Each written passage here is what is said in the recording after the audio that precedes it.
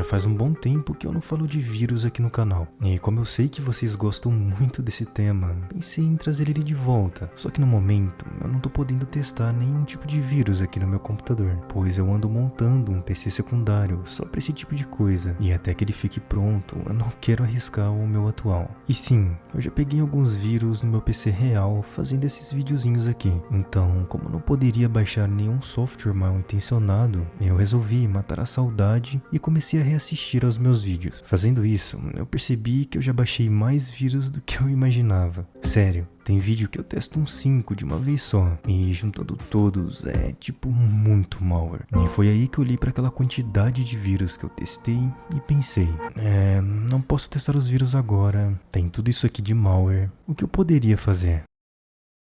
Tier list de vírus.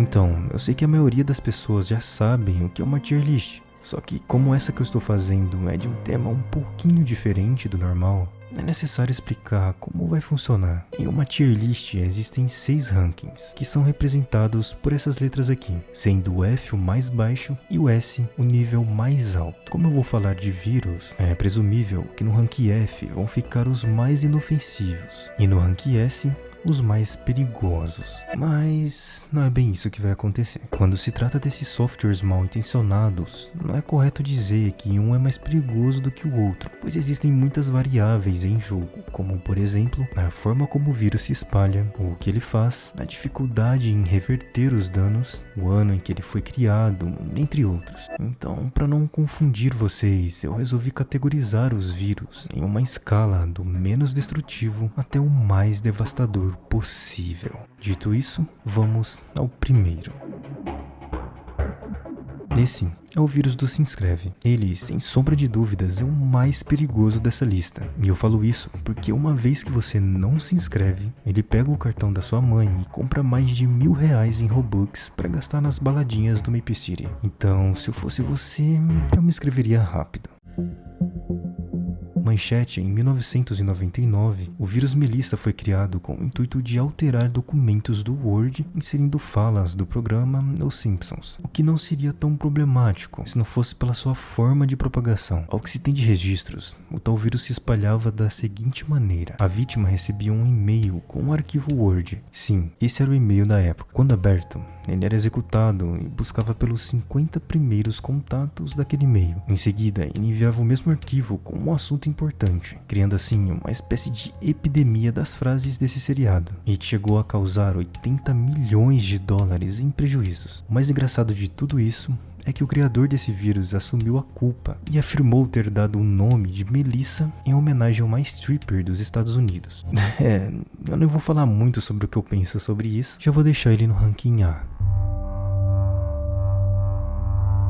O I Love vírus infectou mais de 50 milhões de computadores nos anos 2000. O Windows na época ainda era bastante fraco no quesito segurança, e ele também seguia a mesma estratégia do Melissa, se espalhava através dos e-mails que eram enviados pela pessoa que o instalou. Só que ele era um pouco mais complexo. Diferente do Melissa, esse vírus não se escondia em um documento Word, e sim um arquivo TXT falso. O Windows na época escondia algumas informações, como as extensões dos arquivos, o que significa que um documento de texto, por exemplo, não possuía o .txt no nome, e isso facilitou muito a propagação desse vírus, pois o seu nome era esse daqui, onde claramente a extensão era VBS e não TXT, o que fazia com que as pessoas pensassem que aquele era apenas um arquivo de texto qualquer, quando na verdade, ao ser executado, alterava vários arquivos diferentes da pessoa para uma cópia dele mesmo, fazendo com que a vítima o executasse várias vezes até perceber o que estava acontecendo. Eu vou deixar esse daqui no ranking B, porque apesar desse vírus não parecer tão agressivo assim, já era muita coisa na época, sem falar nos milhões em prejuízo.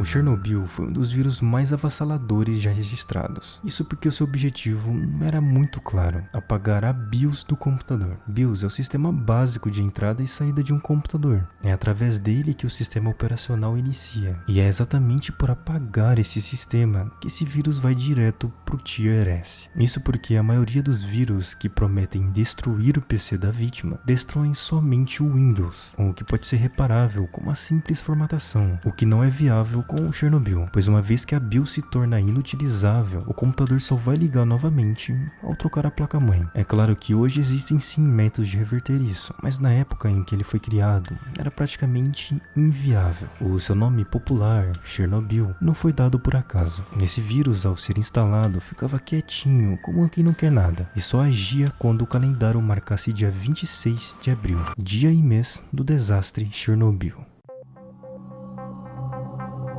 Se você assistiu a esse vídeo aqui, então lembra do Memzy. Ele basicamente é um Trojan que foi feito para uma série desse canal aqui no YouTube. E inicialmente era um vírus meme, algo que foi feito para divertir os entusiastas da área. Mas com o passar do tempo, o código-fonte foi liberado ao público e várias versões diferentes foram produzidas. Na versão original, ao ser executada, começa a abrir o navegador da pessoa com pesquisas do tipo como remover vírus ou o Clube Penguin. Mas à medida que o tempo passa, a tela começa a mudar de cor, vários símbolos de alerta começam a aparecer e em minutos o PC fica desse jeito.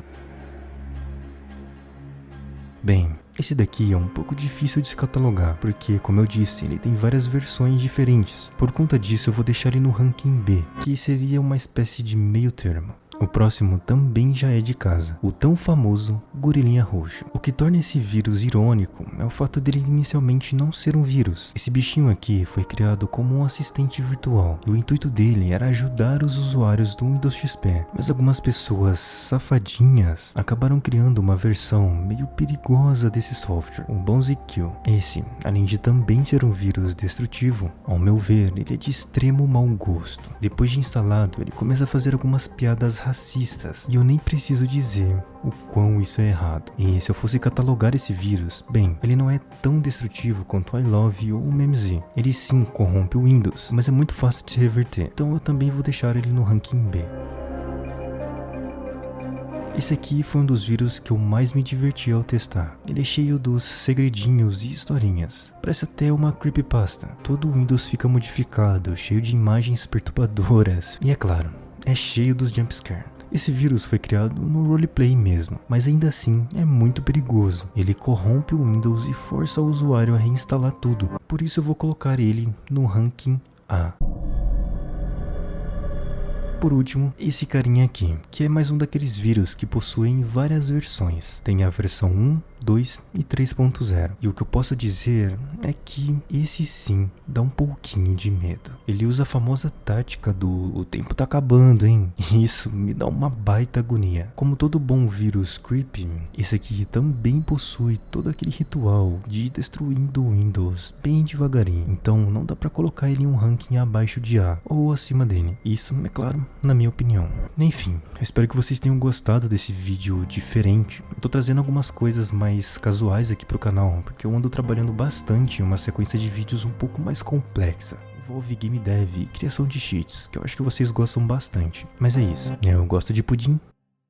Até mais. Faz tempo que eu não falo isso, né?